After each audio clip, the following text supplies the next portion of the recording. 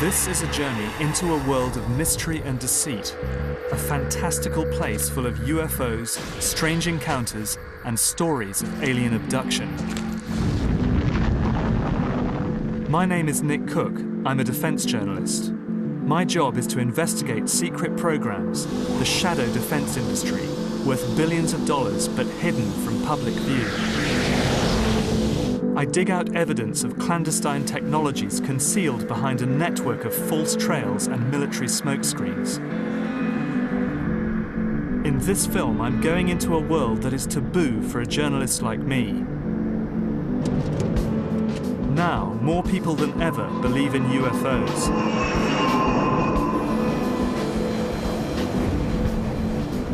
I want to know what really has been flying through our airspace. Do these sightings offer evidence of top-secret military and defense technology? Or do they hold the clues to something more mysterious? My plan is to trace the phenomenon through each decade, from early sightings of UFOs during the Second World War to the mass reports of alien abductions that swept America in the 80s and 90s.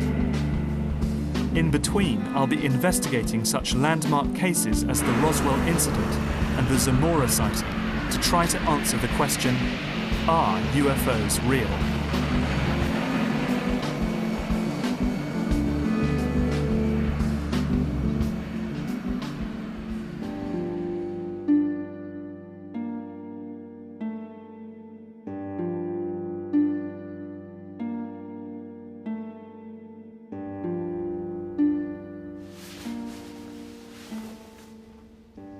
People send me pictures like these every week, and most of them are pretty obvious hoaxes.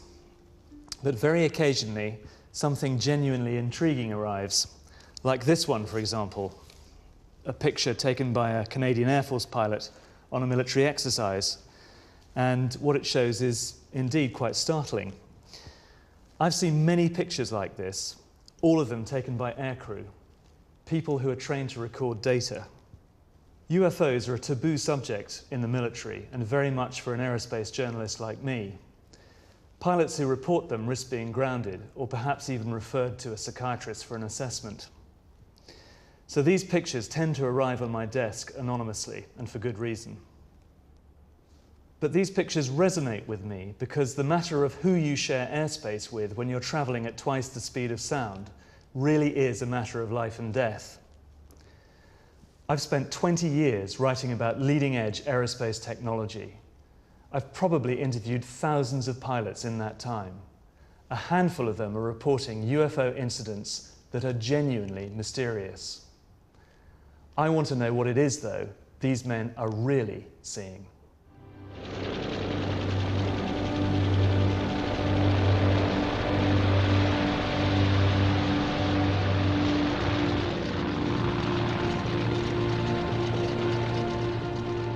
The history of UFO sightings is not a long one, but it's a bit longer than most people suspect.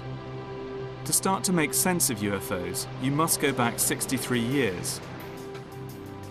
To the Second World War and these men, and what some of them saw in the night skies over Europe. Allied aircrews described strange glowing balls of light that tracked their aircraft, and even coined a name for them, Foo Fighters.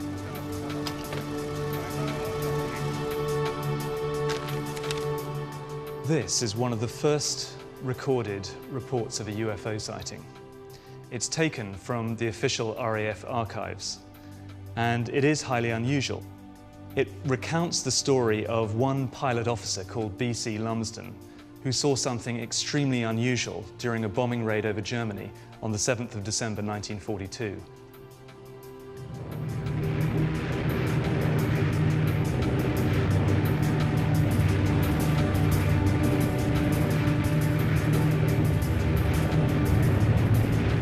On Red 2. We were cruising at 7,000 feet when we discovered we had company, an orange-coloured light off the port wing. At first I thought it was tracer flak, but discounted this when I saw how slowly and controlled it was moving. What the hell is it? It seemed to be playing with Red 2, diving around the fuselage. Suddenly, it turned starboard and headed straight for us. I found it hard to make other members of the squadron believe me, but the following night, one of the squadron flight commanders had a similar experience, with a green light. It's gone! It's gone! It's gone!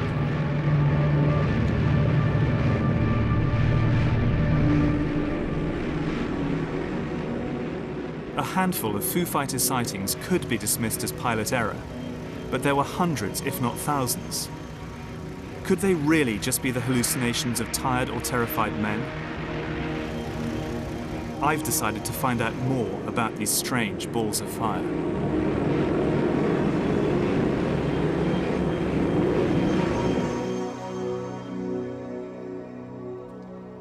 Military historians Dave Clark and Andy Roberts are leading experts on UFO sightings during the Second World War. People were seeing tiny balls of light, not much bigger than a beach ball, say, to full-blown flying saucers in the style that we would appreciate today. And there's a problem of reporting them at debriefing, because if you had bomber crews landing and saying, you know, we saw these peculiar lights chasing us for miles and miles and miles, some of the bomber crews I've spoken to were fearful that they'd get grounded for lack of moral fibre, for inventing things to get them grounded, some form of psychological problem. First, the RAF and the Air Ministry were extremely concerned because they thought perhaps it was some form of German secret weapon. And it is known that the Nazis did have some quite novel varieties of anti-aircraft, such as Scarecrow and things of that nature, which threw huge metal bars around in the sky, which people saw. And that was designed to unnerve people as much as to damage aeroplanes.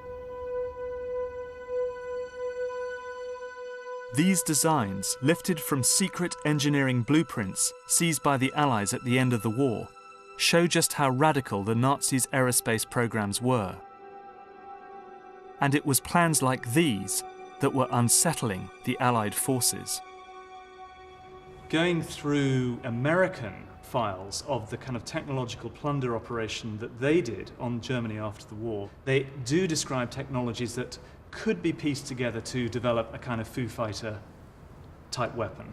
They were working on all these bizarre little things, but none of these things ever came to fruition. Had the war gone on much longer, or had the Germans won, then we may have seen these things develop in the same way that we saw the Americans develop space technology after the war. The evidence for Foo Fighters is intriguing, but I wonder whether there is anything more than the log reports by the pilots who described screaming dogfights with strange balls of light.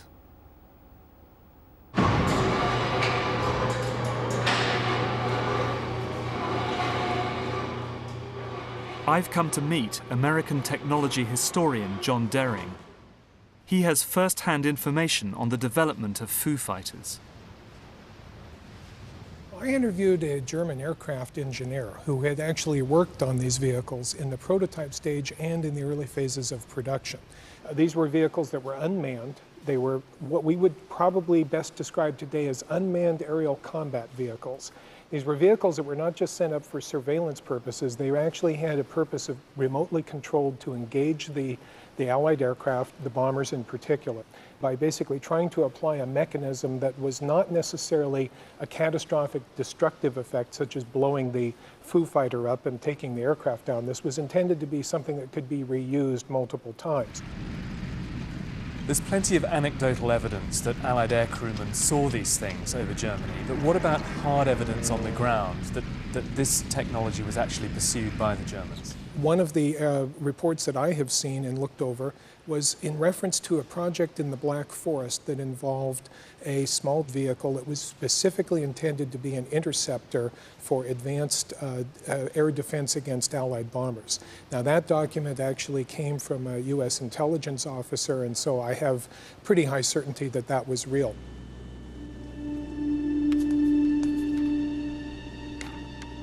I want to follow up on John Dering's research. His work indicates there was secret technology being developed in Nazi-occupied Central Europe, which might account for some of the UFO sightings. These are the Sudeten Mountains on the Polish-Czech border.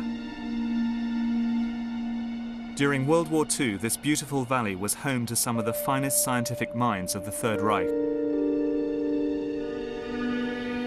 It was here that the Nazis built one of their underground research facilities, the Wenceslas mine.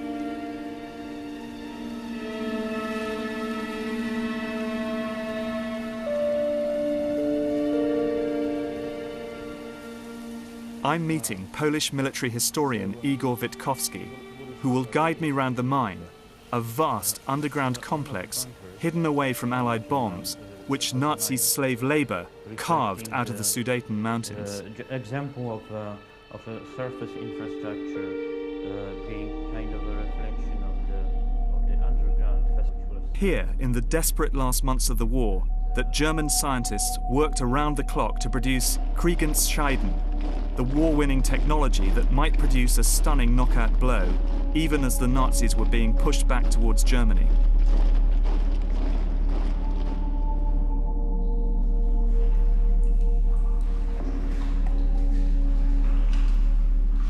As Igor guided me through the flooded tunnels, the air became heavy and difficult to breathe. So in effect, we've come hundreds of meters through this complex, and we're now deep into the mountain. Not hundreds of meters, but several kilometers, in fact. This is several kilometers into the mountain. Yes. And this would have been a highly secure, impenetrable assembly site. Exactly, and the secrecy around this place was very exceptional, so that the Allies never found out about it. Almost nothing exists of the original mine. As the Nazis retreated in 1945, they sealed most of the tunnels, leaving the advanced technology, and some say the scientists who developed it, buried beneath impenetrable walls of rock. But the Allies did capture one man who knew all about this place, and he wasn't a token find. His name was SS General Jakob Sporenberg, and he was in charge of the technical program at the mine.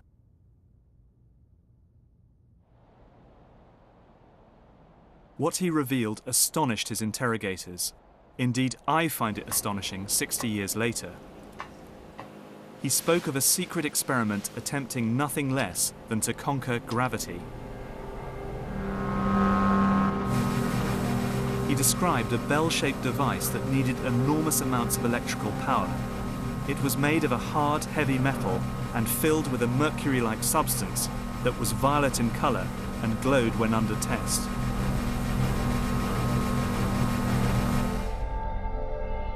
People who worked on the bell suffered from sleep problems and severe vertigo. 5 of the 7 scientists died while working on the project.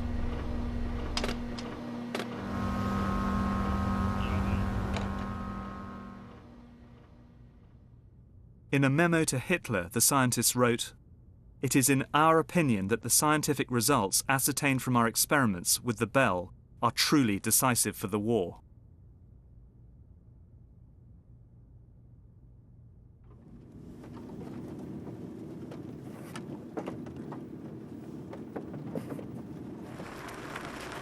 Experiments with the bell happened deep underground in the mine, but directly above it, on the surface, was this strange structure.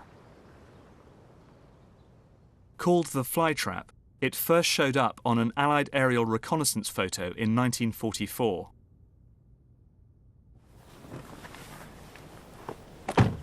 Igor Witkowski believes that the flytrap was a test rig for advanced propulsion technology.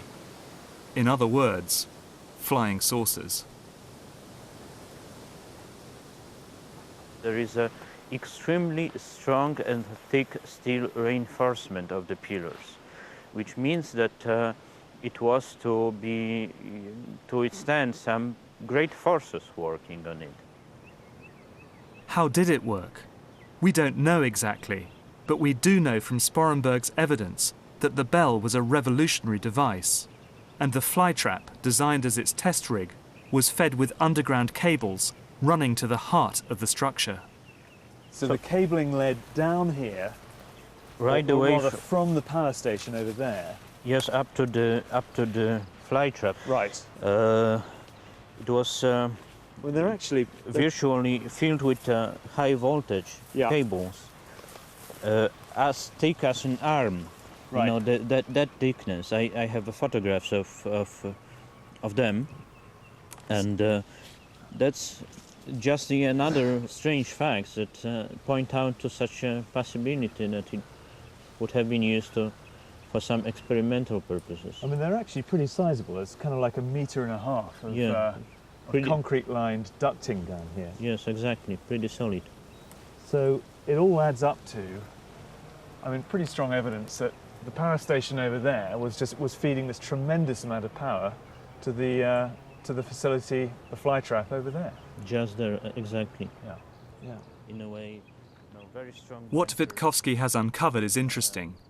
I've spent a long time researching the quest to produce anti-gravity technology, the holy grail of aerospace design.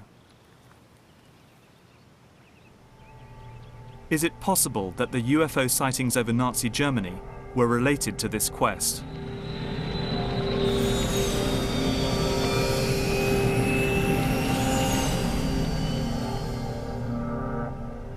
There is a sense here that the Germans were engaged in very highly classified work, and that possibly they were engaged in anti-gravity type programs. What I do know is that many of these bizarre projects like the Bell did not remain in German hands. At the end of the war, they were plundered secretly by the American High Command and taken to the States.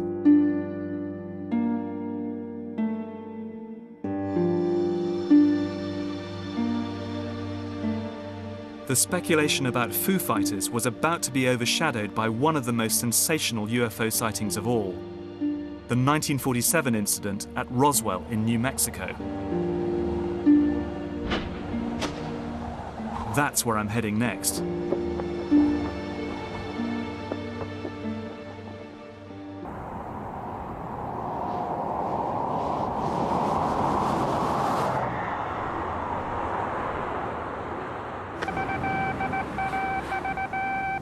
The 509th Atomic Bomb Group headquarters at Roswell, New Mexico, reports that it has received one of the discs which landed on a ranch outside Roswell. Colonel William Blanchard of the Roswell Air Base refuses to give details of what the flying disc looks like. In July 1947, a UFO is supposed to have exploded in mid-air over Roswell, New Mexico, showering its debris over a remote ranch nearby. The actual saucer itself is said to have come down here on the plains of San Agustin. UFO proponents doggedly say that this vehicle that allegedly crashed here was extraterrestrial. The Roswell crash is the best known case in the annals of ufology. Supporters of the extraterrestrial explanation claim that the military recovered crash debris and alien bodies from a site located on the very edge of a top-secret military base called White Sands. The press had a field day. Reports of a crashed disc hit the headlines, and Roswell quickly became a national controversy.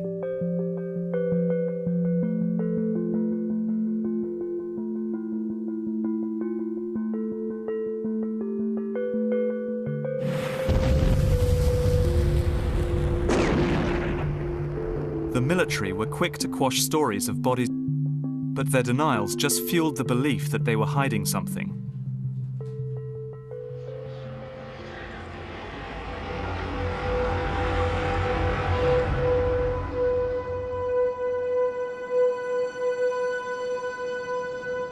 The rumors about Roswell refused to die. I've come here to White Sands to find out the reason.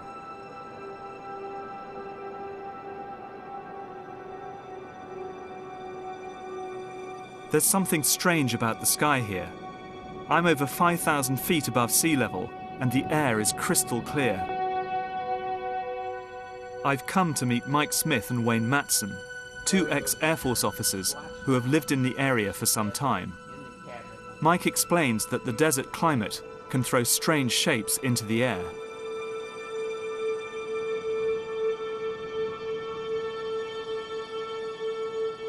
A lot of them are astronomical phenomena that, and our desert atmosphere here provides practically an infinity of weather conditions which can really play tricks with the eyes.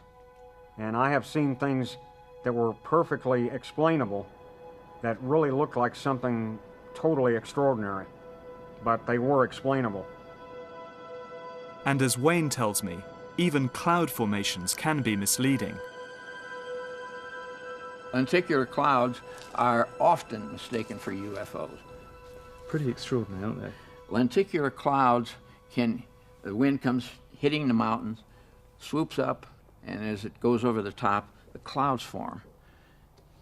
I have seen a half a dozen UFOs, lenticular clouds that were one, about a minute later, a second one, and so on. The cloud story may explain some of the unusual sights witnessed in this area, but it doesn't begin to account for the Roswell incident. Debris was recovered from the crash site, so there is physical evidence that something did come down on the plains of San Agustin. But the mystery surrounding Roswell comes from the fact that the US Air Force changed their version of events 3 times. I've discovered that one of those stories was linked to a covert military operation flying out of the Roswell area. Duke Gildenberg worked on a secret balloon program called Skyhook, designed to fly covert missions over the Soviet Union. The Skyhook balloon wasn't born until 1947, and therefore, when it first appeared and for the first 5-10 years, it was a new sight in the sky. Holloman Air Force Base, then Alamogordo Air Base, was the prime launch site for the United States Air Force, and it happens to be just upwind of Roswell, so when the balloons would climb out, even if they were going to go 1,000 miles the other way, the initial climb out would be in the direction of Roswell, close enough to see, even if they get right overhead.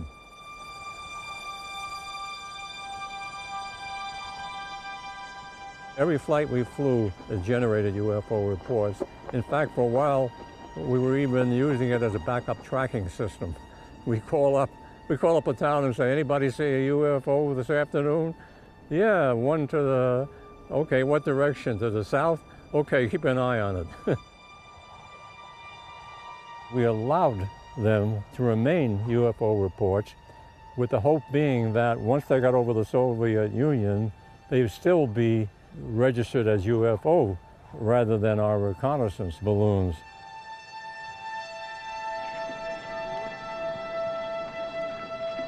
But in one incident, the UFO cover story broke down, leading to a famous US-Soviet standoff. Yeah, we faithfully promised President Eisenhower that we wouldn't get shot down, but we were, for a few, and we wound up with Khrushchev at the UN exhibiting on the table one of our payloads, perhaps with my initials on it, banging his shoe on the desk and protesting because we were overflying his country with cameras. Is Roswell explicable as a balloon crash?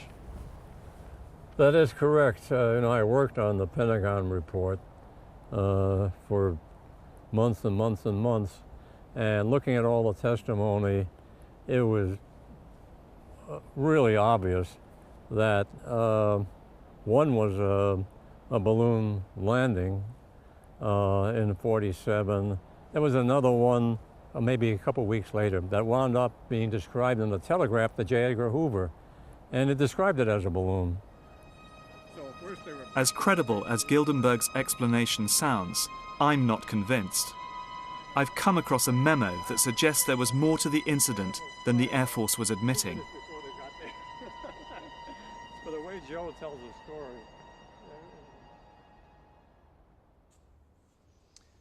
In September 1947, just a few weeks after the Roswell crash, General Twining, head of the Air Materiel Command, issued a classified memo to a small group of his senior officers outlining his concern about the rash of flying saucer sightings that that had been seen across America earlier that summer. In the memo, he states that the phenomenon is something real and not visionary or fictitious, that there were objects approximating the shape of a disk in the sky. He talks of operating characteristics such as extreme rates of climb and maneuverability. One of his conclusions, indeed, is that these disks might be the product of some high-security project not known to his command. The Twining memo shows the Air Force was taking the flying saucer sighting seriously. I'm going to interview someone who has high security clearance and who might throw light on what really crashed at Roswell.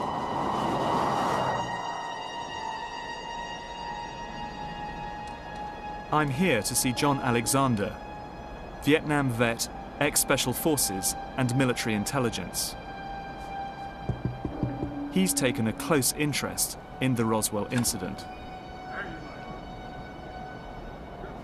Part of the problem has been the government itself. On Roswell, they have been less than forthcoming. They've been caught time after time just overtly lying to the public. And so the government's credibility in this field is pretty damn low. So you can't, they can't come out and say, well, here's the truth today. Do you think that these vehicles have crashed to Earth, and do you think that the US military has recovered them? No. Why not? Why? I'll tell you why not, and this is where I get in trouble with everybody. I looked.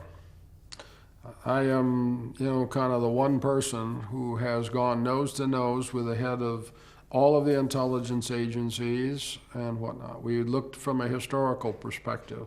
I can mention now that Edward Teller was one of the folks who was interested in my work in other fields. Edward Teller. He was the head of weapons research at Los Alamos and father of the H-bomb.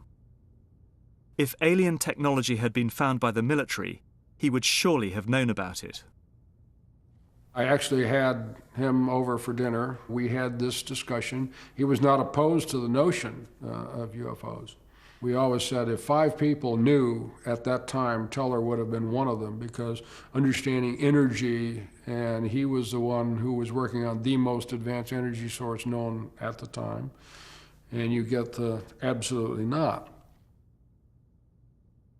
So Teller told Alexander that whatever it was that crashed at Roswell, it was not extraterrestrial. But I still don't buy Gildenberg's story about a balloon crash. So my thoughts are moving back to the Second World War and the work of the German scientists. Could the American operation to capture those scientists and their technology offer any clues to what really happened at Roswell? In 1945, President Truman ordered a secret operation codenamed Project Paperclip.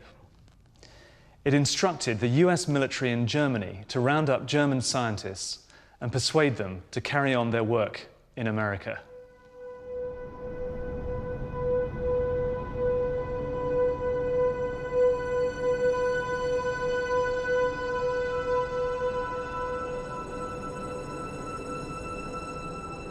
This is where most of the Paperclip scientists ended up. White Sands Missile Range, a top-secret base surrounded by a no-go zone the size of a small country. Probably well over 2,000 scientists were brought to this country. I have a listing, which I got from the Air Force History Office, of all the scientists that were brought to Wright Field. And nearly 200 top-of-the-line scientists were brought to Wright Field. The Germans were anywhere from 5 to 15 years ahead in certain areas. For instance, you think of the V2A4 missile, not intercontinental at that time, but a first ballistic missile. That was a huge step at the time. I've visited this area many times, and its power and beauty never diminishes. It's a strange mix of primitive landscape and high-tech doomsday hardware, tucked into the southwest corner of America. One thing's for sure. the German scientists brought here after the war would have been totally cut off from the outside world. The thing that bothered most of them that I knew more than anything was the summertime, because we get temperatures often here of 42 and 43 Celsius in July, June and July, and that was absolutely so incredible to them they couldn't believe it. It was a vast cry from being in Germany, because they're used to mountains and forests. Okay, we got the mountains, but we don't have the forests down here. We don't have the water that they have, and things are quite a desert. It was here that the German scientists created the beginnings of the American space program. And it is also here, in this highly secret territory, that the number of UFO sightings really started to take off. I was out stargazing, and I looked up, and I may have been for at the most 5 seconds. There was this large black triangle that just blacked out stars, and it was moving just across. Making any noise? No sound whatsoever, total silence. I never heard any reports about it, nothing. And you have a massive database. These are just a few. Yeah. And what are these these detail sightings of UFOs in the White Sands, Alamogordo, New Mexico region? I see they kind of range from the jocular to the more serious. Anything I can get my hands on that I find. So after all of these years, all of this study, your own sightings, what are you forced to conclude, Wayne? I conclude that my government is lying to me. About what? About UFOs. The American government has changed its own version of the events at Roswell so many times that my instincts, as a defense journalist, are that we're all being fed a false trail. Perhaps the work of the German scientists could offer a completely new explanation for the Roswell incident.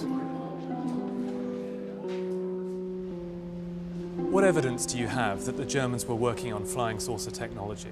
There certainly was an interest in that type of a vehicle after the war. It presented the possibility of some maneuverability that would be greater than what they would have had with the conventional piston or jet engines of that time using a fixed wing. At the time of Roswell, the US Air Force was experimenting with radical new designs. Could this bizarre aircraft be based on this one? A design drawn from secret Nazi blueprints seized by the Americans after the war. Some of these may indeed have reached the point of being test flown. However, if they did not have a particularly remarkable advantage over other aircraft that were being pursued at that time, they may not have really gone much further than that. Perhaps the Roswell crash can be linked to the work of the German aircraft designers quartered at White Sands in 1947. I think it's very possible that what crashed was a secret prototype based on these radical designs. But I can't prove it. And the US government has changed its mind so many times that we may never know the truth. But what is certain is that UFO sightings in America were about to reach epidemic proportions. Not just in New Mexico, but over the skies of the nation's capital, Washington, D.C. They caused such panic that President Truman was forced to speak about them publicly. In a few short years, UFOs had reached the highest office in the land. Oh yes, we discussed it at every conference that we had with the military. There's always things like that going on. Flying saucers, and they've had other things, you know, if I'm not mistaken. Flying saucers have invaded our planet. Washington, London, Paris.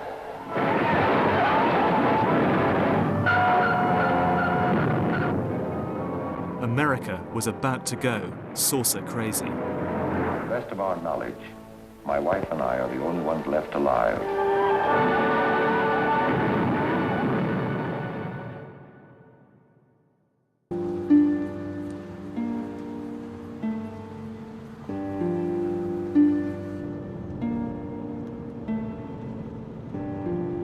I'm in Washington to investigate the extraordinary escalation of UFO sightings that occurred in America during the 50s.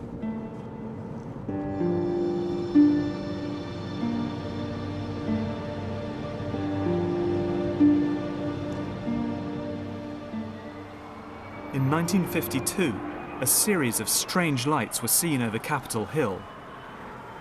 UFOs had arrived in the political heartland of America, causing mass panic. In the midst of this big national flap, sightings occurred over Washington, D.C. This involved 3 radar sets in the Washington, D.C. area, which picked up targets that were traveling around in restricted airspace over the Capitol.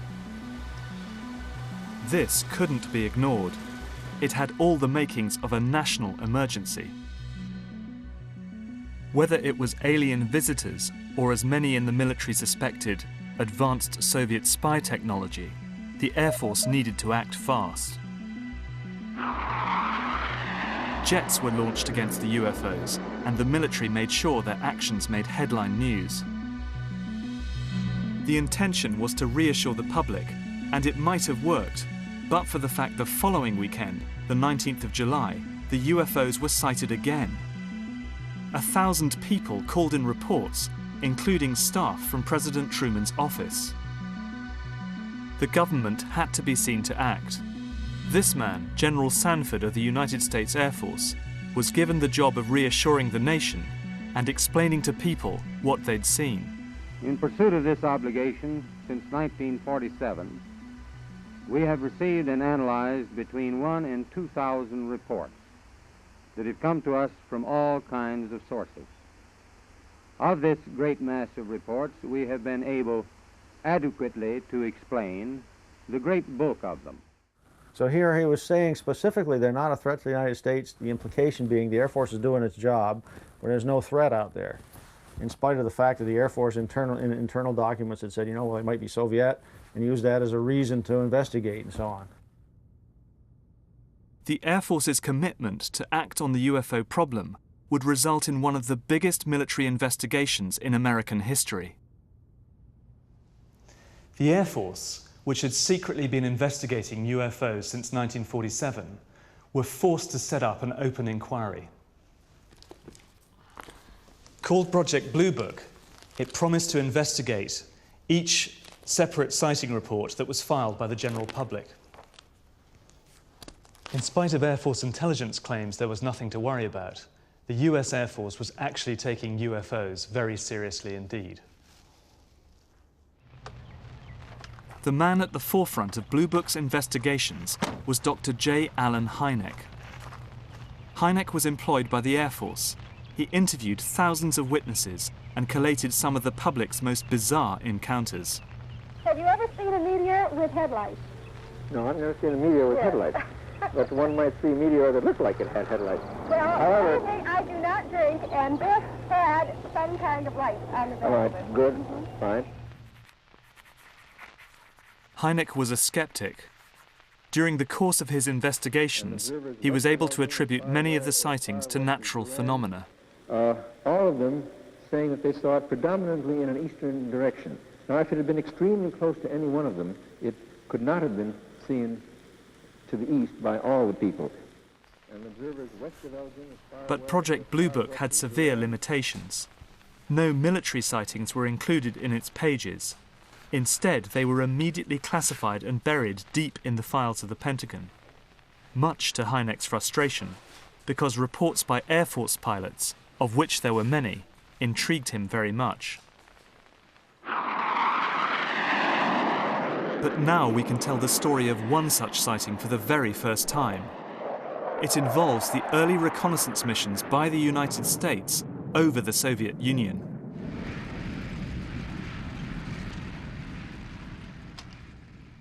Thomas Hanley was an RB-47 radar operator.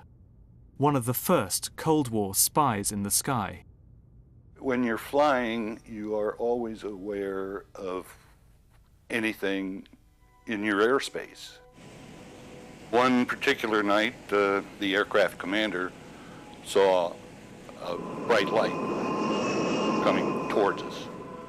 And all of a sudden, the light just went immediately to the other side of the aircraft. So we played cat and mouse with it, whatever it was, for an hour anyhow. But the ground was recording it, and they would lose it too on occasion. So there was something out there, something very strange. It was performing not like a normal aircraft would perform. It was just too fast and too maneuverable. I'm certain something different was out there, but I have no idea what it was. The problem for the US Air Force is that this man is entirely credible. He's one of the best they have, highly trained at surveillance and working with what was then state-of-the-art technology. These are the hardest cases the Air Force had to deal with. As far as Tom Hanley is concerned, his questions were never answered, and I have to admit, I'm at a loss to explain it myself. But in the meantime, the CIA was becoming very interested in the UFO phenomenon for their own purposes. The agency was responsible for surveillance of the Soviet Union, and they realized that UFOs might offer the perfect cover for their more clandestine activities. This is a memo written by Walter B. Smith, the head of the CIA at the time. And it's important because it shows that the CIA were happy to leave the US Air Force with the problem of analysing each UFO sighting.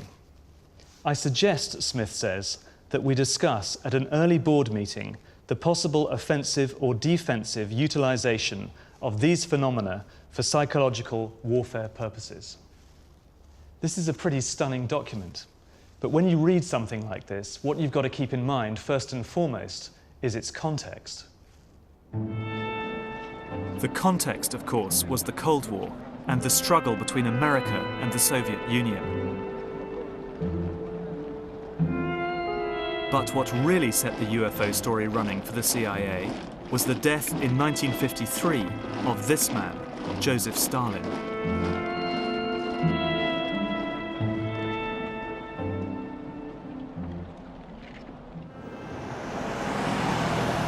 I'm going to meet the former senior analyst of the Soviet desk at the CIA, who can tell me exactly how the CIA set about manipulating the UFO story in order to gain the upper hand in the Cold War.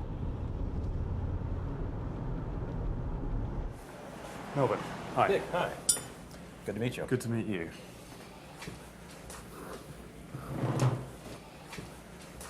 Eisenhower had only been in office for 2 months, and Stalin died rather suddenly. And Eisenhower called in some of his major people, not only policy people and political people, but intelligence people. And so he went around the table in terms of what do we know about the Soviet Union, what do we know about the contenders for power, what do we know about the direction the Soviet Union might take in its policy. And he asked people who were also there from the CIA. And not only was there no speculation on what it would be like in the Soviet Union, and would the Soviet Union be more or less threatening to the United States, there was no intelligence collection. And I really think it was out of that discussion and that event that the beginning of the ideas that led to the U-2, the ability to conduct surveillance of the Soviet Union from the air with a high-altitude spy plane, I think it began with the turning point of Stalin's death and no understanding of what it meant for the United States. This is the U-2. It's the direct result of American intelligence coming to terms with how little it really knew about post-Stalin Russia. We can't make sense of what happened next in ufology without getting to grips with this once highly secret machine. It triggered a wave of UFO sightings all across America. What was needed were certain cover stories. What do you do when people are spotting aircraft and then telling reporters that they've seen something very unusual flying out of an airbase in Nevada? And frankly, this was the origin of a lot of the sightings that took place in the mid-50s, 1954, 55, 56, of unidentified flying objects, the UFOs. So the CIA was involved in encouraging people to believe that, yes, they saw UFOs, and the CIA and the military tried to be very helpful to reporters to get these stories out, to divert the attention of the country, and particularly the people in this region, about what they had actually seen. We believe that UFOs are real, that they are from outer space, and that they are intelligently controlled. And then it went into a small cloud. Again, we spotted it as it came out of the cloud, and very shortly after that, it quickly disappeared. Traveled apparently on this side of the tower and went... The CIA's strategy of encouraging public belief in UFOs seemed to be working, and the U-2's development and deployment was hidden behind a smokescreen of disinformation. With a flying object of some sort that could hover, and such as I've never seen before. Right here is where this flying saucer, this UFO, landed. Right here, about where I'm standing. And it was a big, huge thing, and I wondered what the heck it was. And within 2 or 3 seconds, it was out of sight. That was in the southwest, and easy, you might think, to dismiss out of hand. But this isn't. Life magazine, a highly respected part of the American scene in the 1950s. Popular, but hard-headed journalism. A very famous issue of the Life magazine that has Marilyn Monroe on the front. And if you can get your eyes off Marilyn Monroe and look in the upper right-hand corner, you see this, "Have we visitors from outer space?" or whatever the title was. The writers said, well, we have been to Wright-Patterson Air Force Base, where Project Blue Book was headquartered. We've looked through their sighting files. We've talked to the people who were in Project Blue Book and some Air Force generals and so on. And it appears that the Air Force is now treating this subject seriously. And their conclusion in the article was that, that we're right on the hairy edge of saying, yeah, there really are interplanetary visitors being involved here. That's what people are seeing. And the Air Force doesn't seem to be denying that. What the CIA has always done in these cases is to place false reports in the press. But you did have ways of supplying information to people you knew were Soviet assets or East European assets to send the Soviets looking in another direction.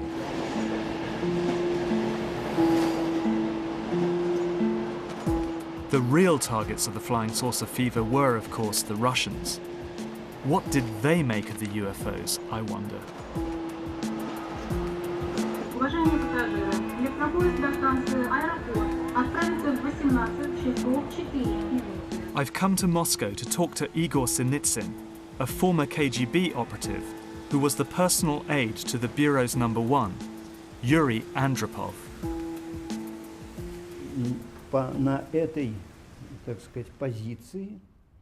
While in this position, I once had the chance to acquaint myself with a document regarding UFOs, which had been prepared by one of the military intelligence officers.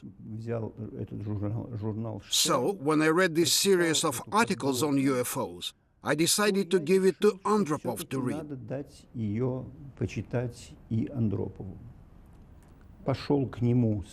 Of course, I was somewhat nervous when I went to him with this article, because I thought that my boss would think that I was out of my mind.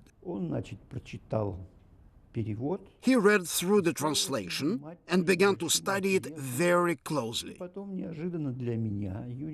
Then, quite unexpectedly, Yuri Andropov opened his desk and took out a very thin file from the top drawer, gave it to me to read, and said, "Only read it here and don't take it away." Much to Sinitsyn's surprise, the file contained highly classified UFO sightings occurring all over the Soviet Union.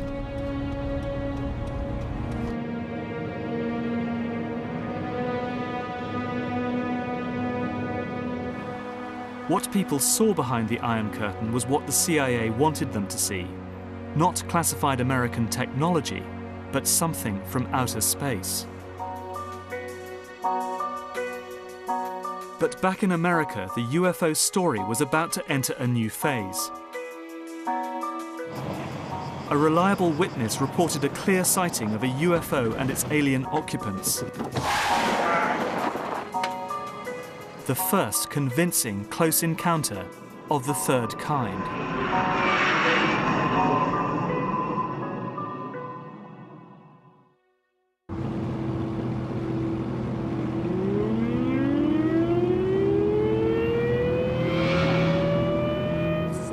On the 24th of April 1964, America experienced its first credible close encounter of the third kind. Officer Lonnie Zamora was driving along a quiet stretch of road skirting the edge of the White Sands Missile Range in New Mexico. What the hell was that? Suddenly, he caught a glimpse of something strange in the sky.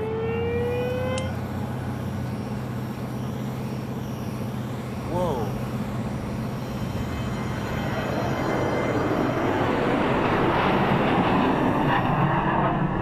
He left the road and set off for the desert, following the craft.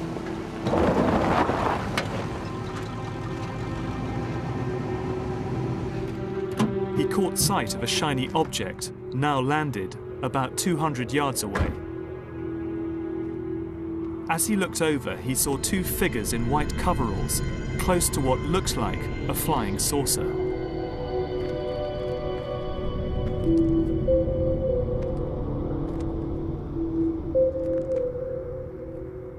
Suddenly, without warning, the craft took off and headed straight for him.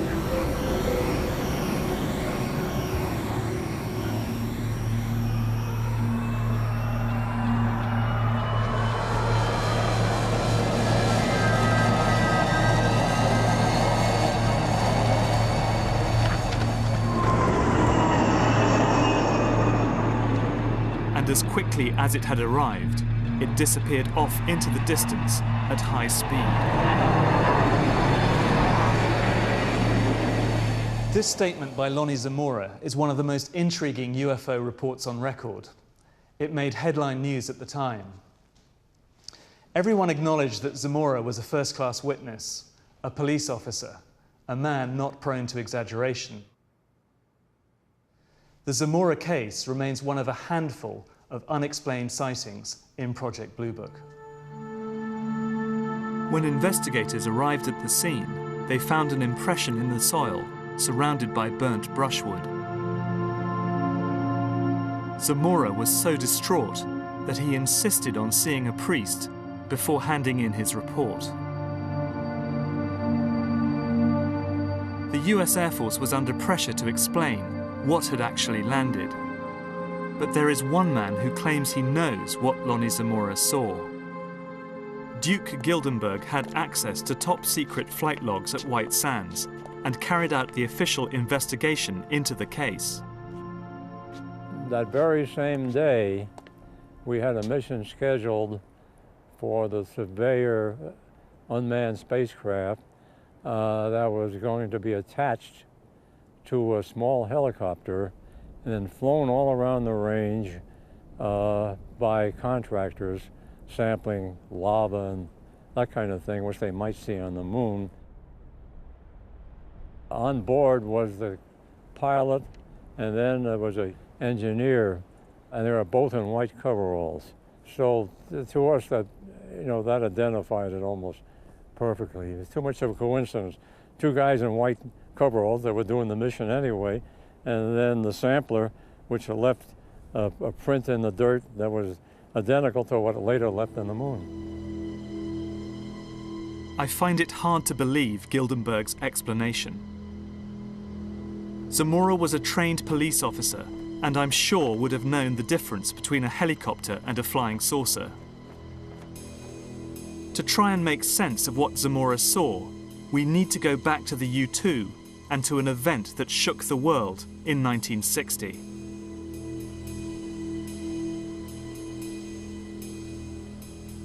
When U-2 pilot Gary Powers was shot down over the Soviet Union, Cold War tensions intensified.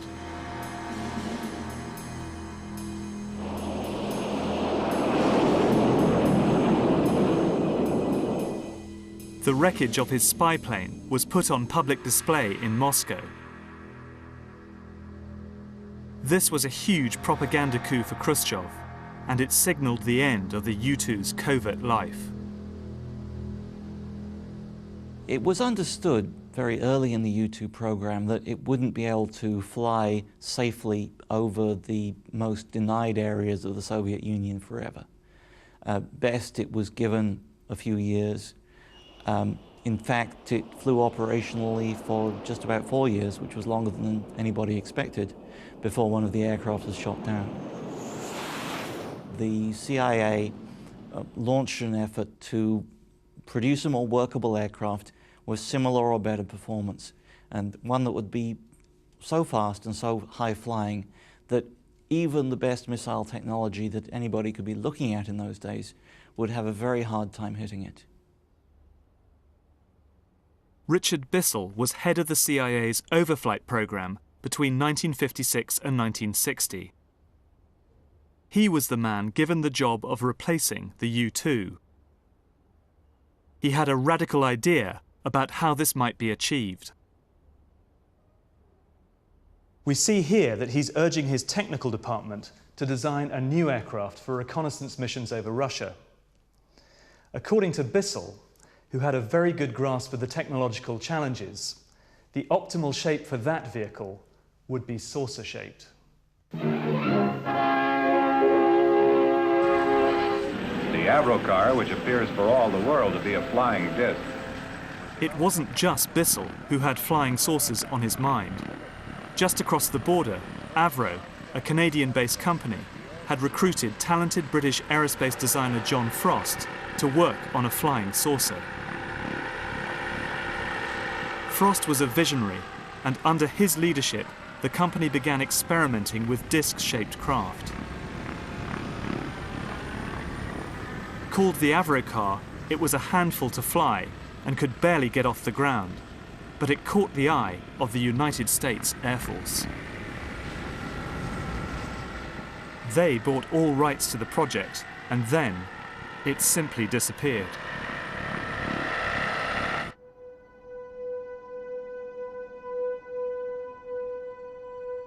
Nothing more was heard or seen of Avro's saucer designs for over 40 years. But flying discs did not die with the Avrocar.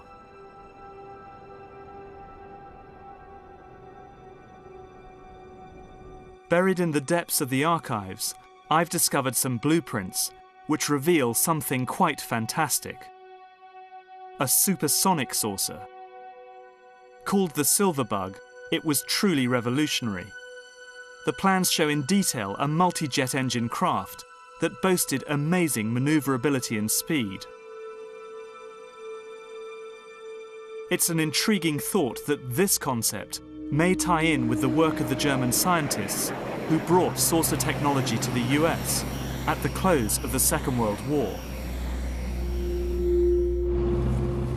I believe Silverbug could explain what Lonnie Zamora witnessed in the New Mexico desert in April 1964. His description of a silver disc-shaped object appears to fit in with the Silverbug profile.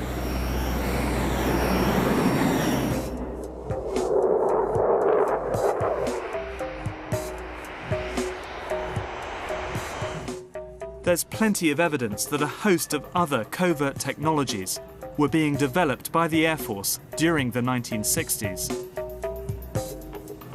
And many of the sightings on record at the time can be traced back to their secret testing programs.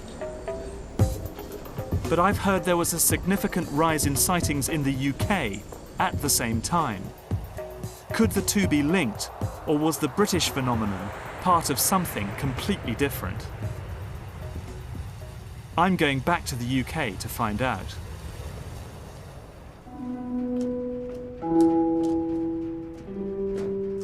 I've decided to hunt for any evidence that the British government were concerned about UFO sightings.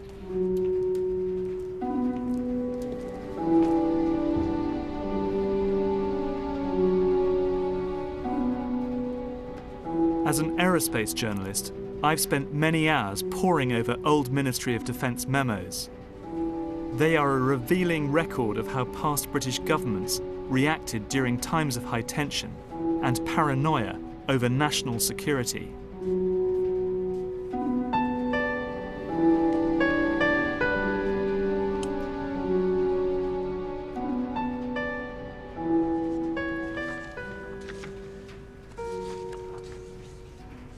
Well, there's a really sort of fantastic, typical British understatedness about all these reports emanating from the MOD round about the 1950s and 60s about UFO sightings. We have memos here from Winston Churchill, for example, who was Prime Minister in 1952, saying, "What does all this stuff about flying saucers amount to? What can it mean? What is the truth? Let me have a report at your convenience." Fantastic.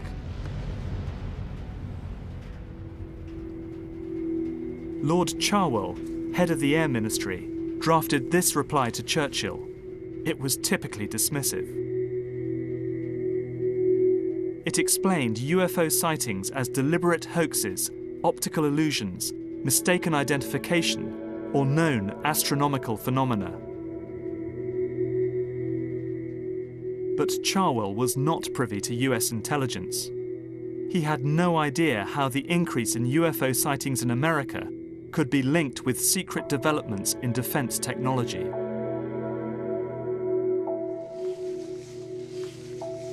Here we have quite an interesting file from the MOD, the numbers of unexplained, in inverted commas, aerial sightings reported to the Ministry of Defence from 1959 until 2000.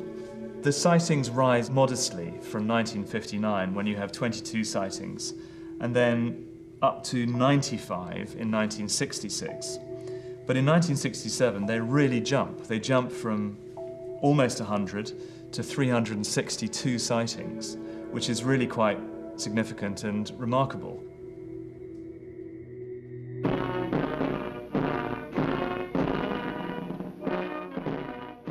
As the Cold War ramped up, there was a significant expansion of the American military presence on British bases throughout the 60s.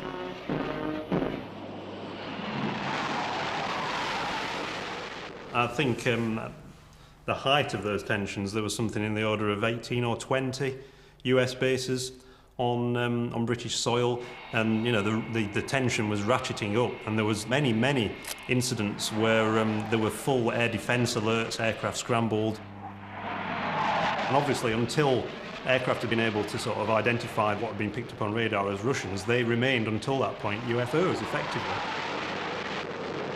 But there were some very mysterious cases which appear to have baffled the MOD at the time. I'm thinking of the Robin Peck incident, for example. The case you're referring to happened on the Norfolk coast near Brancaster, at a little village called Docking, and you've got the American bases at Sculthorpe and Lakenheath, not very far away. This case happened in the summer of 1969.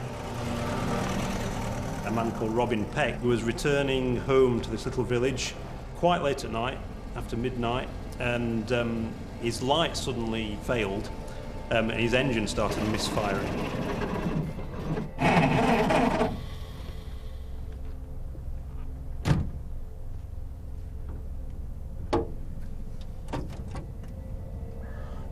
He felt this, what he described as like a wave of static electricity.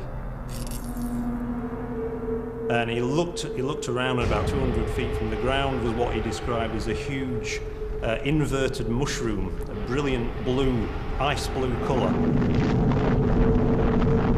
Suddenly, inexplicably, it just disappeared, almost in the blink of an eye, towards Norwich, leaving this glow in the sky. He was so shaken by what he'd seen that the following morning he went to the police station in Docking and made a full report. These reports went to the Ministry of Defence in London, and they were passed around from one division to another. They ended up with the Defence Intelligence people. And there was a little comment on the file that basically said, maybe this was a UFO. I could find no explanation in the Ministry of Defence archives revealing what Peck actually witnessed. Which is not surprising, since only a tiny group at the highest level of the MOD had any idea of what the Americans were flying out of these bases. With the expansion of US bases in the UK at bases like Mildenhall, do you think this myth about UFOs could have just migrated across the Atlantic to protect US activities at these bases? Well, really, you're dealing with a generic problem here. You're dealing with sophisticated technology, breakthrough technology, and trying to protect the origin of that technology and the capability of that technology. And it's quite possible that a story that worked for you in the United States in the 1950s could be applied to the deployment of U-2. You needed to protect not only the capabilities of these sophisticated instruments, you needed to protect, in some cases, the United States' role in deploying these instruments, because this was a sensitive issue often to a host country. Some of the strange UFO sightings in Britain and the United States might be explained by activities at a secret base here in Nevada. So secret, in fact, that, according to the Pentagon, it still doesn't officially exist. From a defense journalist standpoint, it doesn't get any stranger than this. Just behind me there is Nellis Air Force Base. Nellis is at the southernmost tip of the Nellis Air Force Range, a closed-off area totally barred to the public that's about the size of Switzerland. And nestling within the Nellis Air Force Range is Area 51, the world's most secret Air Force base. When Richard Bissell of the CIA urged his designers to think out of the box, this is where their imaginations ran wild.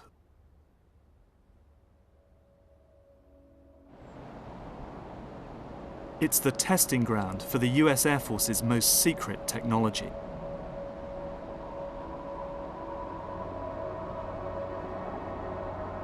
When the U-2's covert life ended, this is what Bissell's designers came up with.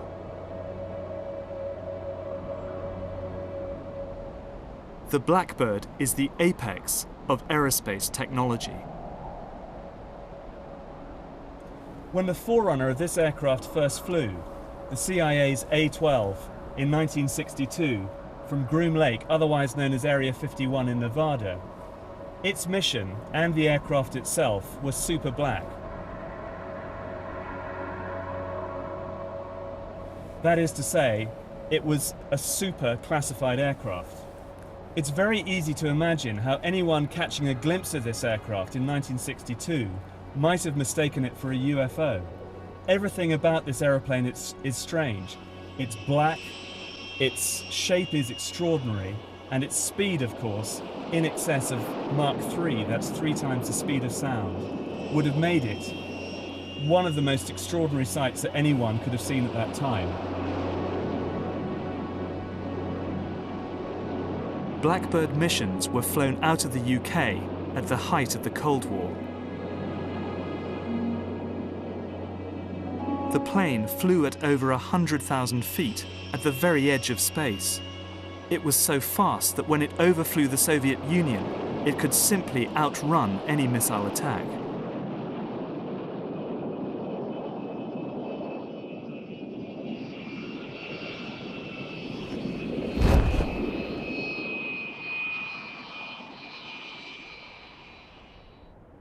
But it wasn't so much American spy planes that were worrying the Russians. There was something else in the skies that was causing them alarm.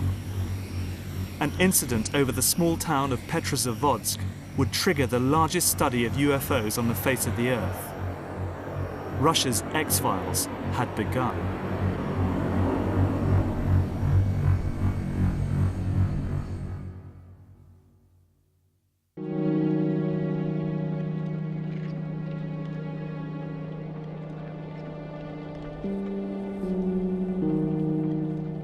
On September the 20th, 1977, high over the Russian town of Petrozavodsk, a group of soldiers were on routine maneuvers.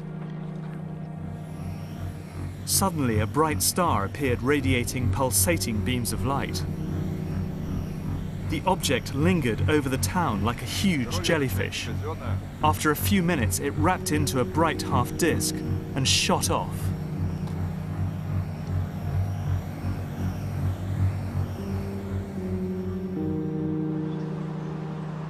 News of the event reached the Kremlin.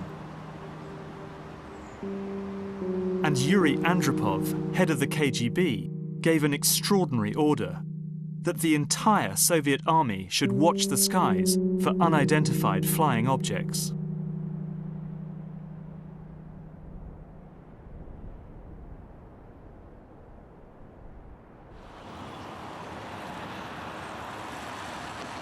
I'm in Russia, on my way to meet the two men, Colonel Boris Sokolov and Dr. Yuli Platov, who were ordered by Andropov to coordinate the whole operation. Oh, Colonel Sokolov. Nick, good. Yuli. Hello.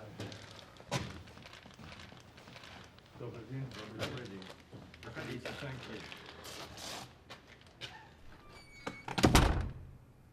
At that time, the army had a total of 7.5 million serving personnel, stationed across the whole of the Soviet Union, which comprised a sixth of the world land mass. The army controlled the monitoring of these abnormal events. In the beginning, these reports were numerous. Literally, every week there was someone who had seen a dish landing with somebody coming out of it. Even when a sighting was not considered sensitive, it was still stamped top secret.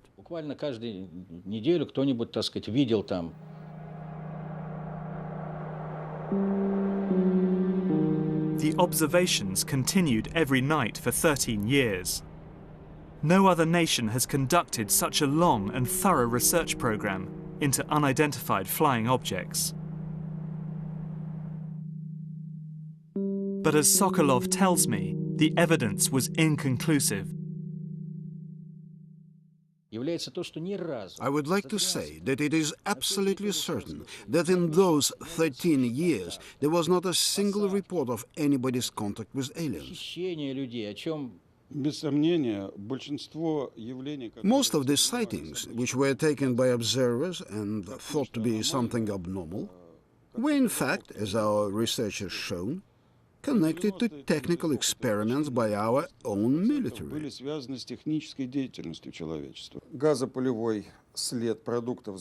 And as Dr. Platov explains, even the Petrozavodsk incident, which led to Andropov's UFO surveillance operation, was nothing more than a secret missile launch. That the strange lights and jellyfish-shaped object was in reality the burning rocket engine and its exhaust plume.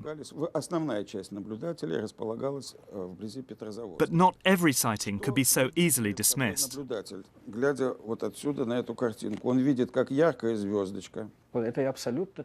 Even though we could explain some of these sightings, there were many unexplained events which caused scientists to scratch their heads and which still remain unanswered today.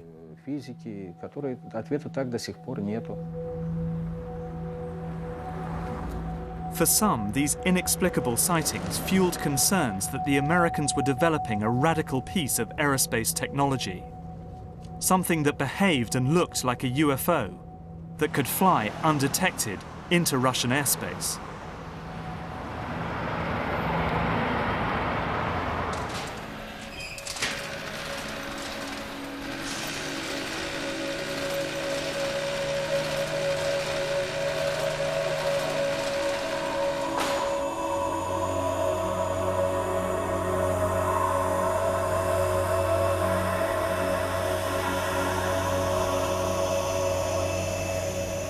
And the Russian fears were well-founded. This is stealth, a quantum leap in aerospace technology. The Americans had built an invisible plane. If you took one or two looks at that airplane and you saw how strange the shape was, it wouldn't take you very long to figure out that they were aiming at a very, very low level of radar cross-section. What was done with the first real stealth program was to produce something that had the radar signature of a small shotgun pellet, or perhaps maybe a small bird.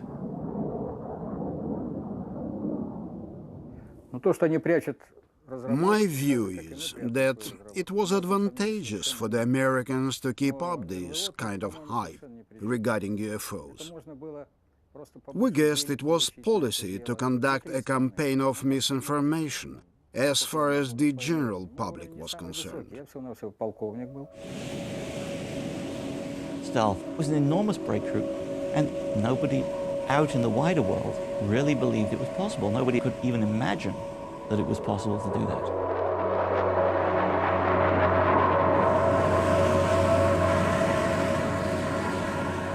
The Americans had won the technological race.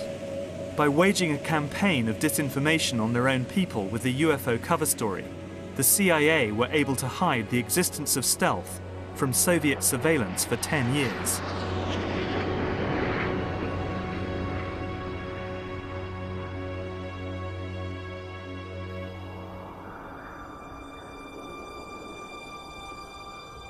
But stealth couldn't begin to explain the series of alleged alien encounters which were about to shock the American Southwest.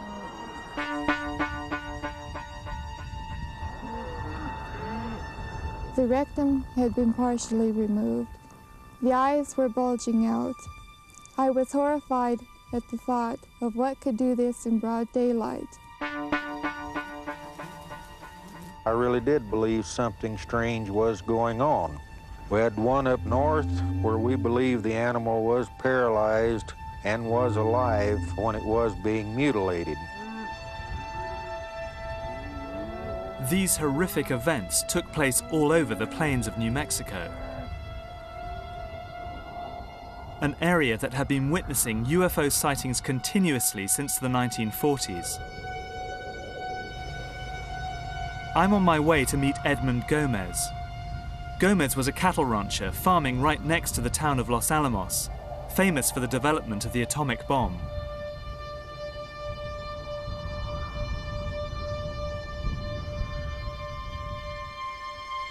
We met up and headed out to a desolate corner of his ranch.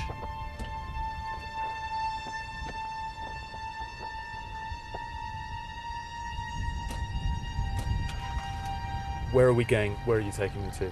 I'm taking you to our animal graveyard. Normally we would bury carcasses that would die from disease or from natural causes, but during the cattle mutilations that we had, we never buried any of the animals, so in case we ever needed any body parts, you know, in the future, especially the bones. The mutilations themselves took place over quite a time period, didn't they? Yes, they on our ranches from 1976 through 1982, approximately. When you found a mutilated cow, typically what kind of wounds would you find on the animal? The rectum had been cored out, the lower lip had been removed, and the reproductive tract also had been removed. The organs that were removed precisely without spilling of any blood, and it was very, very neatly done. Many of the ranchers believed the cattle mutilations were the result of UFOs, that aliens were dissecting the animals for experimentation. Usually when you find an animal that dies of a disease or natural causes, the scavengers will attack the animal and attack the fleshy parts that they can, you know, that are easy to tear into. And this was not torn flesh. But for Gomez, there were other clues. We saw this light kind of flying over our pastures, and all of a sudden it kind of just came to a standstill. It looked like it was saucer-shaped, but had two decks, and had two sets of lights on it, flashing one on top and one down towards the bottom. You know, when you look at them, you know, you think, well, gosh, that looks like the typical flying saucer. When all of a sudden, the lights inside the cockpit of this vehicle went on, and when the lights went on, I could see the props of a chopper. And as Gomez tells me, he has his own theories about the fate of the targeted animals. They would put ropes or chains around the legs of the animal and lift them up and haul them off somewhere. Do their thing, come back, bring them back, and not lay them down, but drop them. Because we found several animals that had broken legs, broken backs, broken hips, and so forth. And why dump the cow, leave the carcass here? We felt that that whoever was doing this did it and brought it back and said, we're doing this and there's nothing you can do about it. There were a lot of consistencies with the way that they were harvesting these animals.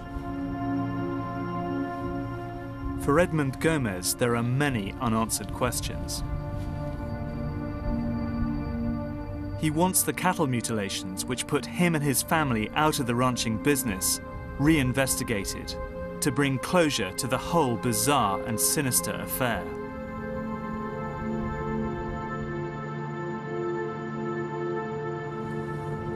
Well, I think Gomez's hunch that this was some sort of covert testing activity was bang on the money.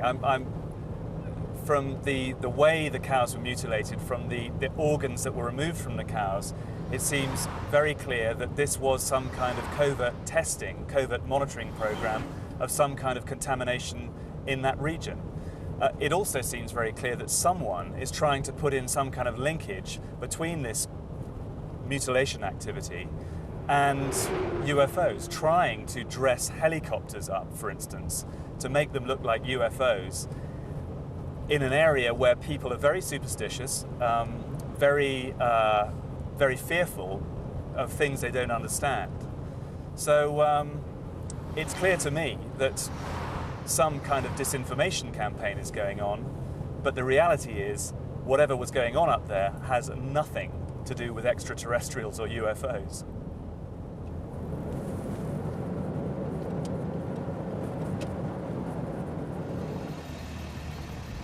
In the alien encounters I have examined so far, military and defense technologies seem to be at the heart of what's going on.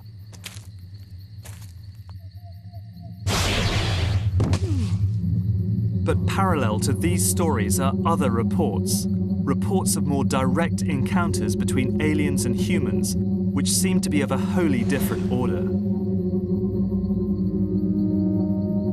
These are the chilling first-hand accounts of alien abduction.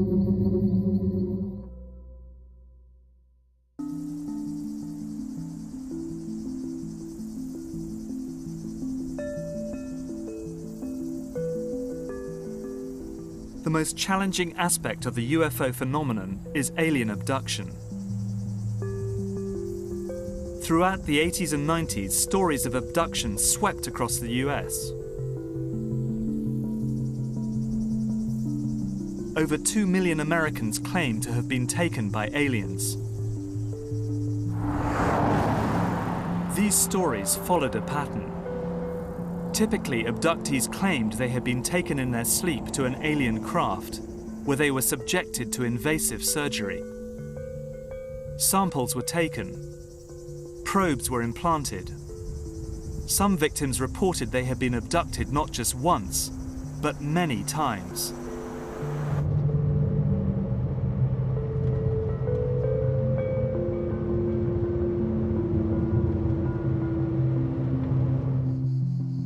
I've come to meet Travis Walton. He was the first alien abductee of this epidemic, and his story, which was widely reported, had a powerful effect on the public imagination.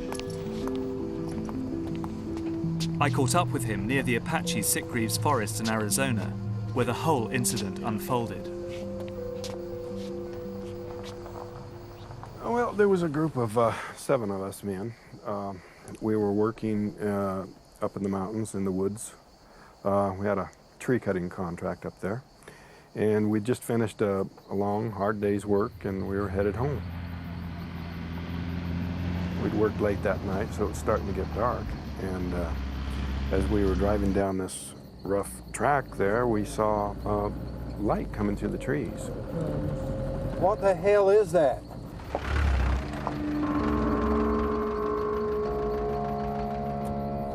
Travis, man, what the hell you doing? Come back! Travis! Back then, you know, I was a kind of a wild sort of a guy.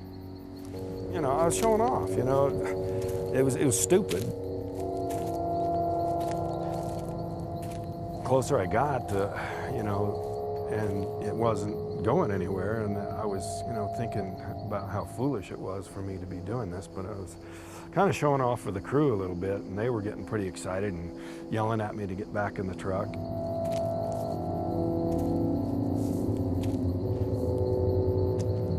When I got up to it and I was standing there looking up at it, the sound suddenly got louder and it started to move, and it was making this sort of a rocking motion.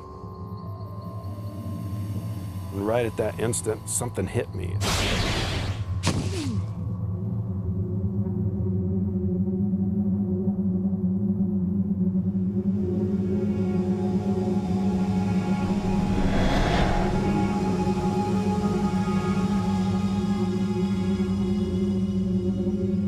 Next thing I knew, I was regaining consciousness, but I was in a lot of pain. I saw these forms over me, and when I finally got it into focus, I could see this creature looking at me, and I just flipped out. I looked around, there was 3 of them. The one that was closest to me, I tried to hit him. I could hardly move, and my arm felt real heavy, and I was weak. Somehow got the strength to get off of the table.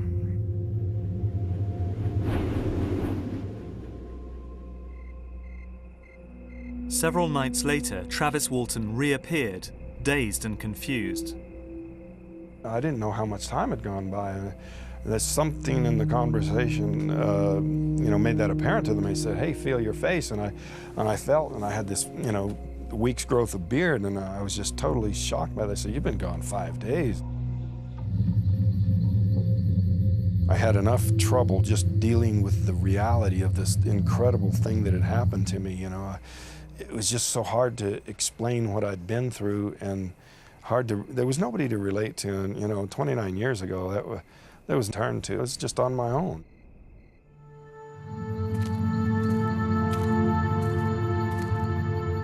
Travis's story seems incredible, but it's only one of many such tales. Does the weight of evidence add up to a believable pattern of abduction? In order to understand the nature of the contact experience in the 1980s, we need to look at the first reported cases back in the 1950s. They come here to commune with outer space. To start the message now, group, here we go. We are your friends. We are your friends. Please contact us. Contactees were a group of people who claimed they'd been visited by human-like aliens from planets such as Venus and Saturn. Unlike Travis Walton's aliens, these visitors were reputed to be benign. We are your friends. Living in the shadow of the arms race, contactees preached peace towards all species, whether alien or terrestrial, and campaigned for disarmament. As Cold War paranoia reached its peak, the CIA ruthlessly misled the American people about UFOs in order to hide their surveillance programs against the Soviet Union. Melvin Goodman believes that the contactees were simply the victims of this dark political climate. I wonder, in terms of a general disinformation campaign, whether if you plant a seed, basically from then on, there's nothing you can do to control it. Well, that's the blowback principle. And certainly once you get involved in UFO sightings and trying to encourage the people of the Southwest that there were indeed UFO sightings and making people who may have been lunatics appear to be heroes, there's no telling when that will end, and there's no telling what kind of blowback will take place. And even the people who started this kind of mythology can end up believing their own myth because they start to hear this story played out over and over again. Of course, disinformation is a factor behind tales of UFO sightings and alien contact. But I also think there's something else. Our need to believe. Anthropologist Charles Ziegler has studied many abductee testimonies. These people were not mentally impaired. Many of them were, in fact, highly trained.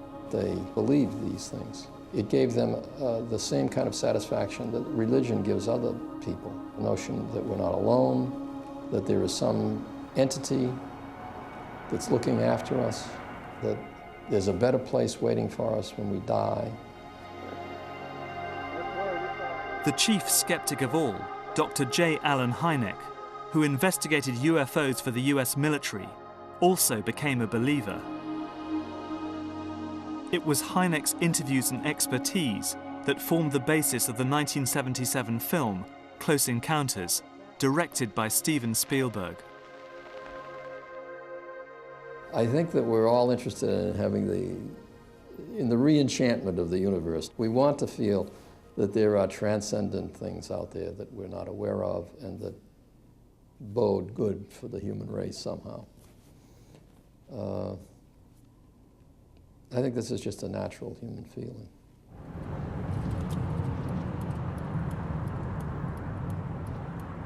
But what really fascinates me as a defense journalist is that you are as likely to find believers in UFOs among the higher reaches of the aerospace industry as you are in Hollywood. This is a report into future technology commissioned in 1968 by McDonnell Douglas, then one of the biggest aerospace and defense contractors in the world. What's extraordinary about this document is that it takes the existence of UFOs seriously. It recommends using UFOs and copying their design to make the next quantum leap in aerospace technology. Some UFOs may be extraterrestrial vehicles. They certainly have not been proven otherwise. The existence of extraterrestrial vehicles indicates vehicles could be built which would have capabilities quite useful to McDonnell Douglas Corporation. The report even suggested interviewing contactees to gather data. And if they were thinking that over 25 years ago, what advances might be on the horizon today? I'm here in Seattle to meet someone who's built a device in the basement of his garage, indeed is flying it there, that he and others claim is able to do so by defying our current understanding of physics. As unlikely as it sounds, I'm wondering whether what I'm about to witness may just be our first small step towards the stars.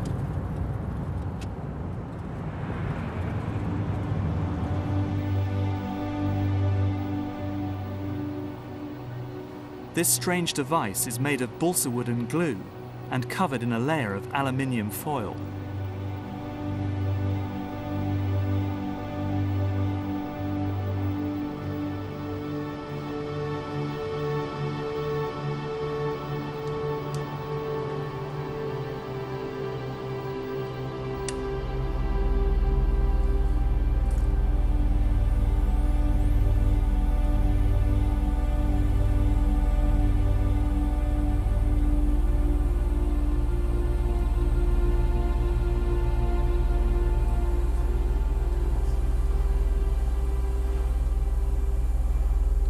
So Tim, tell me, why is this lifter demonstrating this levitational effect?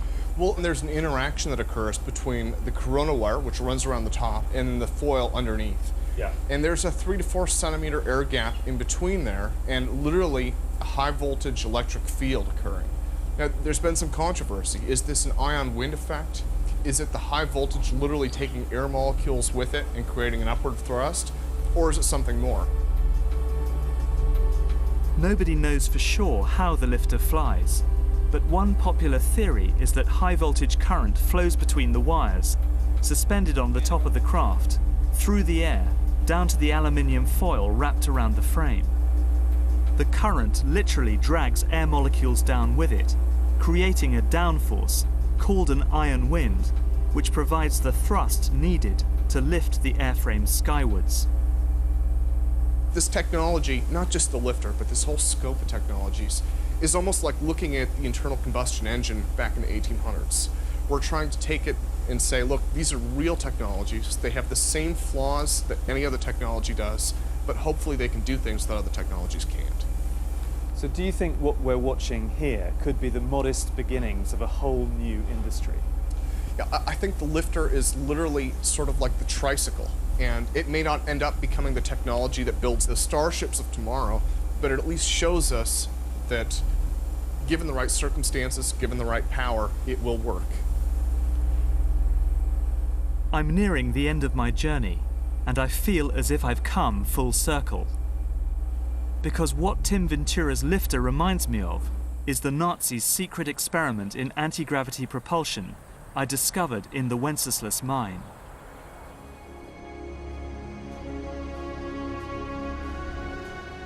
So what's the truth about UFOs?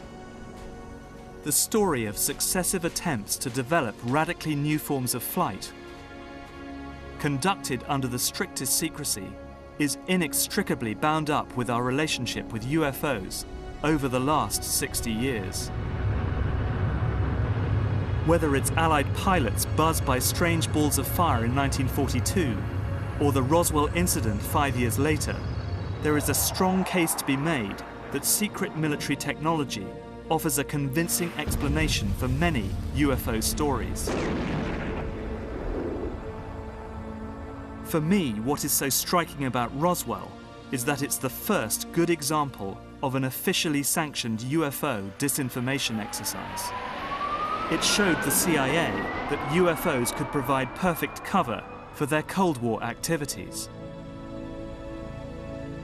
It didn't take much for the CIA to spin the extraterrestrial story into the hearts and minds of the American public. And once it was there, all manner of experimental technology could, if it was spotted, be put down to the UFO phenomenon. But there are some cases that I just can't explain.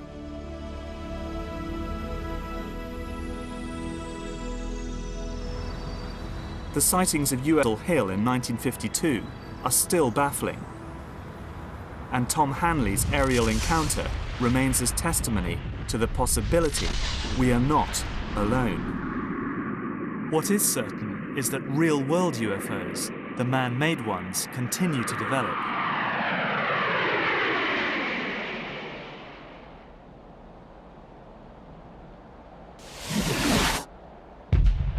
Recently, a series of sonic booms were heard exploding across California and Nevada. Something was in the sky that could be heard and felt, but not seen.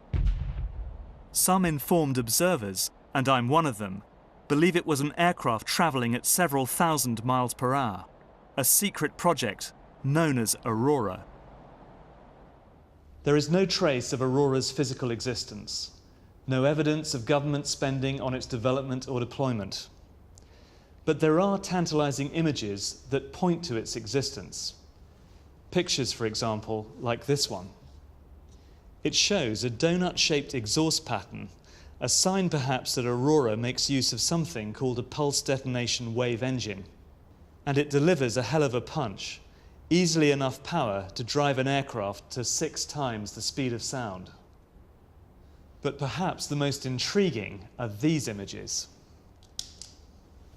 This is a weather satellite image that shows a very interesting contrail originating out of Area 51 in Nevada and moving all the way across the United States, out over the Atlantic, on across Europe, and into Russia and China. Whatever it is, it's moving in excess of 8,000 miles an hour. If it is the contrail of a high-altitude hypersonic aircraft, in my book it's the best evidence yet that Aurora is real.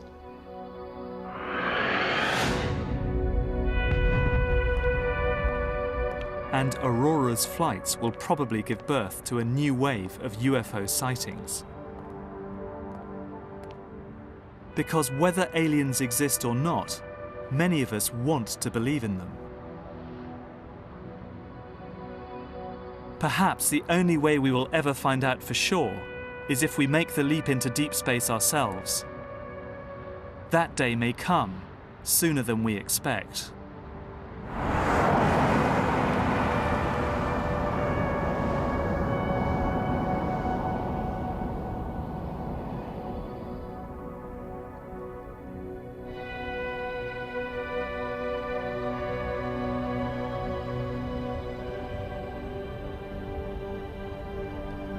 If UFOs and alien abductions fascinate you and you'd like to find out more, visit channel4.com/science.